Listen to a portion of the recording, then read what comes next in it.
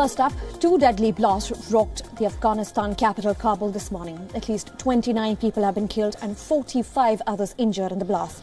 And the blast happened at the Shashadara in the central area of Kabul, which has a number of foreign offices as well. The Islamic State has claimed responsibility for the attacks. Moreover, 8 journalists are among the 29 casualties, including a renowned photographer who had written about dangers of reporting in the Afghan capital. The journalists were killed after a bomber disguised as a camera person detonated a second bomb at earlier a site of explosion. Now, the first blast in the morning led to reporters rushing to the area of the city where US Embassy and Afghan government buildings are also located. Now, the second attack came after the disguised bomber detonated explosives as journalists huddled around the scene. The dastardly attack comes after a spate of attacks in Afghanistan in recent weeks, and also after willingness expressed by some factions of Taliban expressing to pursue peace talks with the Afghan government.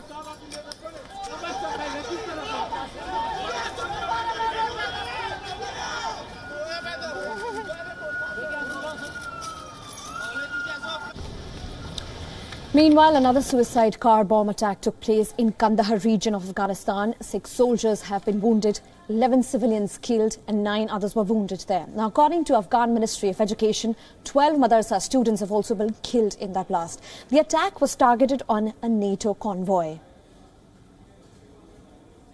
Joining me on this program is our senior international correspondent, Daniel Pagani. Daniel, it's shocking to see that the bomb was detonated, especially where the journalists were. And this has, in fact, we were reading on Twitter as well, the Afghan photographer who had documented the dangers of reporting in Afghanistan had written a really prolific piece, of that particular block there, which we're all talking about. Enlighten us about that, and what is the situation on ground as well? I couldn't find a worse example of how tragic it is to be a journalist, but not only how tragic it is to be a citizen of Afghanistan in this time of history. To go a little bit into the detail of the story, as you correctly pointed out, 29 victims, among them 8, maybe 9. It's not clear if the last one is a journalist or not. It doesn't really change. They're all victims anyway. What happened is that 2 twin suicide bombs happened, one shortly after the other exploded. This is a tactic that normally terrorists use. The first explosion takes place. Therefore, right after that, normally the media or the rescuers, most importantly, quickly join the venue, quickly join the place where the first attack took place. And that is the moment when another bomb takes place. It's a normal strategy, unfortunately, that the terrorists use to maximize the number of victims. And this is precisely what happened in Afghanistan. In an Afghanistan which is seeing a very worrying deterioration of the security situation, not only in Kabul, but in the entire country. As you pointed out, also in Kandahar, there has been another attack targeting a NATO convoy, but then ultimately killing even 12 students. Right, Daniel, and how is the international community responding to this? Because the region we're talking about were also a lot of embassies as well, and what we've been hearing is that they were specifically targeted, especially a NATO envoy too.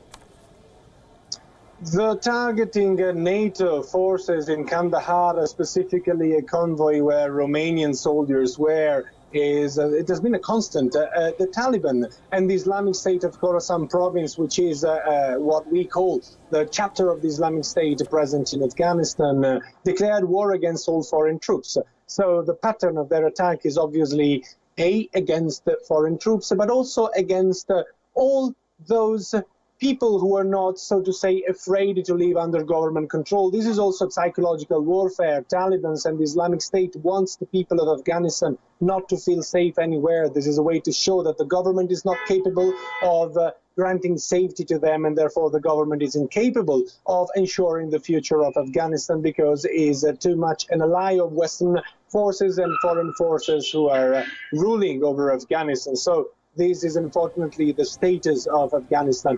You said correctly, this attack takes place less than 1 kilometer from the United States Embassy in Kabul, one of the most expensive buildings that the United States administration has on foreign soil. And despite that, the level of security has not been capable of detecting this attack, and it's not the first time. Right, Daniel Pagani, thank you for joining us in the program and giving us those details.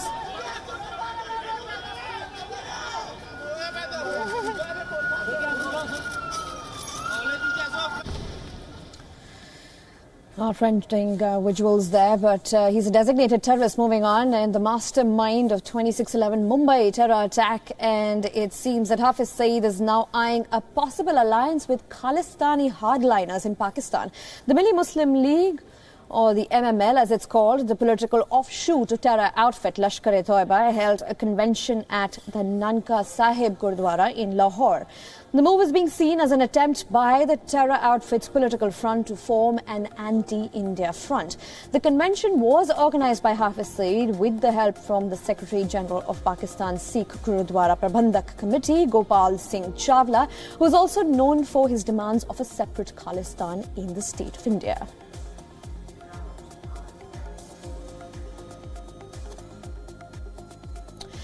Correspondent Siddharth Simbal sent us his report from New Delhi. Take a look. Well, the mastermind of 26/11 and the LET chief, Lashkar-e-Toiba chief, Hafiz Saeed is again indulging in anti-India propaganda, but this time using Sikh religion's holiest shrine, and of course the Sikh Gurdwara Prabandhak Committee of Pakistan chief Gopal Singh Chawla has backed MML, that's the Milli Muslim League, that's the political front of Hafiz Saeed, and of course a convention was held for MML, that's the party of course of Hafiz Saeed, the political front of LET, on Saturday, in which not only Hafiz Saeed participated, but Chawla participated and the party president Saifullah Khalid also participated. As always, there was anti-India propaganda, and of course the LET is now trying to take the support of the minorities in Pakistan for their own anti-India propaganda. But let me tell you that the minorities in Pakistan are not having a really good time. They are under pressure, particularly because of extremist organizations such as LET. We have seen bomb blasts targeting Sufi shrines. The Hindus are not safe, the Sikhs are not safe, and of course Ahmadiyya community is facing a lot of backlash itself in Pakistan. So minorities are really not happy, but still Hafiz Saeed is now using the holiest shrine in Sikh religion for anti-India propaganda. And remember, MML, that's Milli Muslim League, this party hasn't got registration from the Election Commission of Pakistan. It has been put on foreign terrorist organization list by the State Department of US, and still Hafiz Saeed is indulging in anti-India propaganda through this political system he is trying to create, and this ahead of the elections in Pakistan, because the country goes to election just few months from now. And of course there has been concerted effort by the Pakistani army for mainstreaming of terror organization, terrorist networks, and this is just a product of that, because we have seen in last few weeks, last few months, that a lot of terrorist organizations are now having political front. Even the constituency which Nawaz Sharif left after he was disqualified, NA 120 Lahore, the party contested, and of course the party got the third rank in the entire list of parties who were winning, though of course it didn't won, but it did got substantial votes. So there is now a fear of extremist organization coming into the political system here. And what has happened on Saturday, where the convention was held in Nankana Sahib, this shows that Hafiz Saeed can go to any extent, even now exploiting Sikh religion's holiest shrine for its own anti-India propaganda. Now moving on, in less than a month, another American diplomat in Pakistan has been involved in a car accident. A motorcyclist was injured after being hit by a US embassy car in Islamabad. The car was being driven by embassy's second secretary, Chad Rex Osborne. According to local police officials, Osborne produced his diplomatic card issued by the Foreign Office along with a valid driving license to the cops. Now, the car and the diplomat were shifted to a nearby police station shortly after the incident for legal formalities. Since Osborne enjoys diplomatic immunity, he cannot be detained or arrested by the police. The incident comes just days after a US diplomat killed a motorcyclist and injured another in a rash driving incident in the capital city of Islamabad in Pakistan.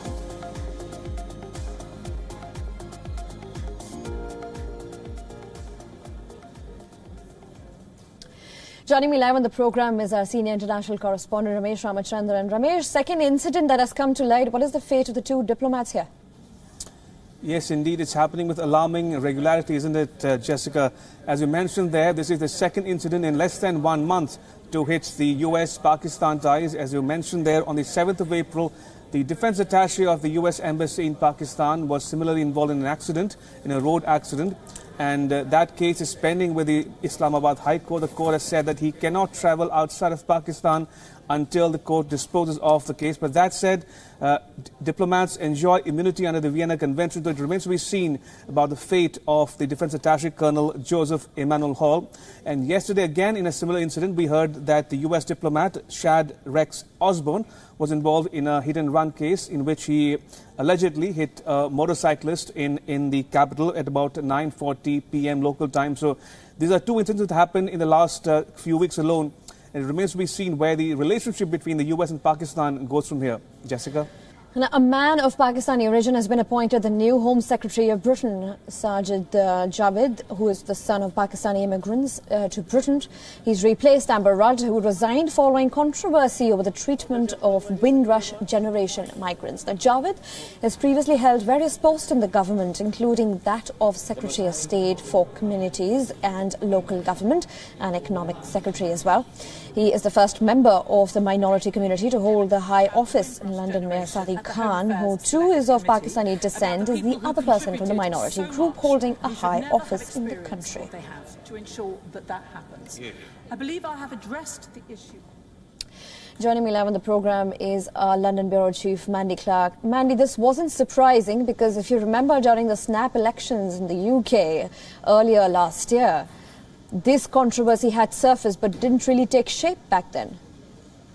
Yes, it has been brewing. The Windrush generation, in a walnut, is Afro-Caribbeans who had come to Britain, welcomed as British citizens many moons ago in the 60s. Now, a lot of them didn't necessarily get their papers, and then since there has been the big push to deport illegal immigrants, they got caught up in this push for higher deportations. Now, it is seen to be a numbers game, that the Home Office really had a target of illegal immigrants to push out, and the Windrush generation were an easy target, rather than really focusing on the harder illegal immigrants that are more difficult to trace in Britain. Now, Javid had written an article just on the Sunday Telegraph saying it could have been his family, even though, of course, he's from a Pakistani origin. His family, too, were welcomed as British citizens if they didn't opt to get their passports. You know, it could have been his mother, his father, or even himself. So he certainly feels passionate about the mistakes that has happened in the Home Office. He is a self-made millionaire. He's also a very strong conservative, but he has clashed quite a bit with Theresa May. So it's interesting that she did pick someone who is independent-minded and willing to disagree with her when need be. Right, Mandy, is Prime Minister Theresa May under any sort of pressure to explain to her MPs about this particular scandal? She says that everything has been explained. The majority of the controversy in Hawaii, Amber Rudd felt that she had to go, is that she claimed that there were no targets. She was aware of no specific number, but then it was revealed in a newspaper that not only did she know of the targets, that she had increased it by 10%. So it wasn't necessarily the fact that there were targets, it's that what she said misled the Parliament. Now, whether those targets remain is to be seen. In all likelihood, there will be an announcement that there will be an abolishment of a said number of targets to get rid of illegal immigration. But certainly it is a hot-button issue in Britain, the number of illegal immigrants in the country, and that's unlikely to go away. What the fresh new Home Secretary hopes to bring a level of authority and understanding of the immigrant experience, where previously all the other Home Secretaries have never had that experience. So it's also his background is a real benefit to giving credibility to the conservatives on tackling the issue. Right, Mandy Clark, thank you there for joining us on the programme. A row broke out today at the All India Institute of Medical Sciences, or AIIMS, after RJD chief Lalu Prasad Yadav was discharged from the hospital. He is serving a jail term in connection with the Fortis scam. Now, he was admitted to the hospital on March 29, citing health complications. However, AIIMS today discharged the RJD Supremo, saying his condition has improved significantly and he will be sent back to Ranchi Institute of Medical Sciences in Bihar. As a result, Lalu Prasad Yadav wrote to the institute's directors asking him to continue his treatment at the facility till he fully recovers. Supporters of Lalu Prasad Yadav created ruckus in the hospital premises, protesting against AIIMS' decision, and with his party alleging that there is a conspiracy to murder their leader by forcing him out of the premier hospital, even though he continues to suffer from various ailments. Former Home Secretary Amber Rudd was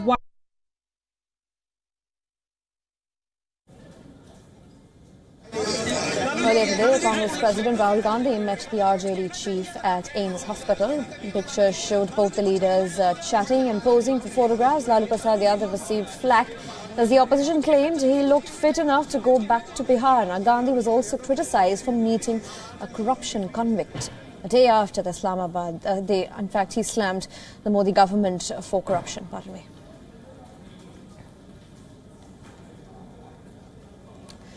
Joining us in the program is our political editor Karthikeya Sharma. Karthikeya, what was the controversy all about? See, this political drama primarily started with the fact today morning when Rahul Gandhi had a meeting with Lalu Prasad Yadav. Now, that meeting took place in All India Medical Institute in New Delhi, and it was a one-to-one meeting, but the photographs got tweeted out, and subsequently what happened was that AIIMS said that we want to discharge you, you can go back to Bihar, because he had come to AIIMS for treatment, because Lalu had claimed that, he has a heart issue, his BP is high, he has a sugar issue. But then he released a statement, as I said, saying that he cannot go because the journey will be tiresome and he should be allowed to remain in AIIMS. So the political controversy erupted on the fact that a convict is saying that he wants to remain in one hospital and not go back to the other hospital. So I think it's I think it's pretty comical in the sense that Lalu Prasad Yadav has been Railway Minister for 5 years. For 10 years he was Chief Minister of Bihar. He could have developed the state so much, the sort of united Bihar in which he was the Chief Minister, that the state of hospitals would have been should have been better than what it is today. And for him to say that he would like to stay put in Delhi and not in the prescribed hospital after his conviction just goes on to prove that people want to stay put in places which suits them politically. Despite being a convict, AIIMS will have some facilities which will not be available in his home state. So these are the issues. These are a couple of issues which affect our politics. But largely, what happened was it became a controversy.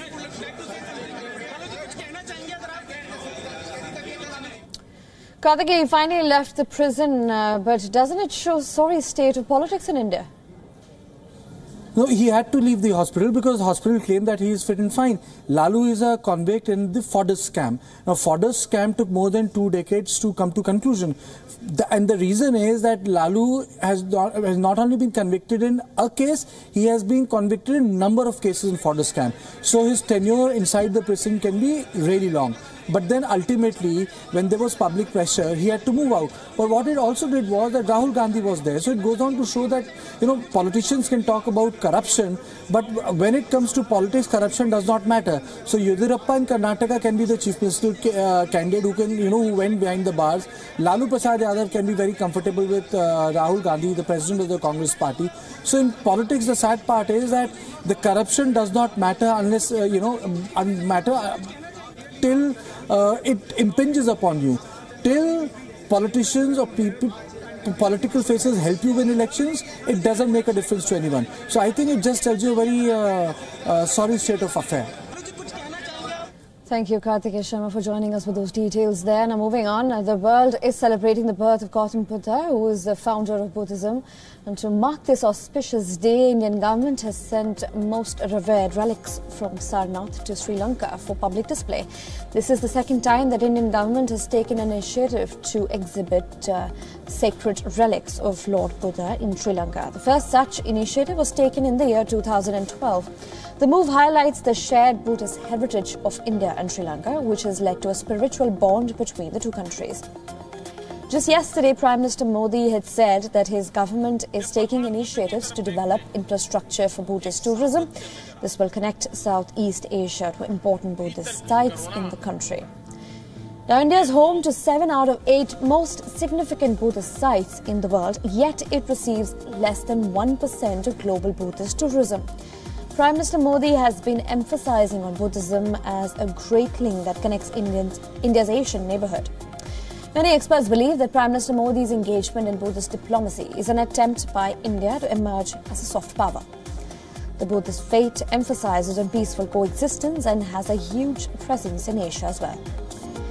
Even though India hosts a relatively small Buddhist population in terms of proportion, it is definitely undergoing a definite shift under the Look East policy and for the number of reasons there. Firstly, the Buddhist faith originated in India, hence the singular historic legitimacy. Secondly, India has numerous sites of importance for Buddhism, such as Bodh Gaya, Sarnath and Nalanda.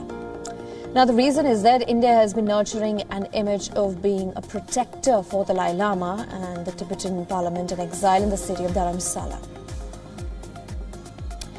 Prime Minister Modi has been successfully leveraging these associations with other Buddhist countries, which have an impact on not just the cultural diplomacy but also foreign policy.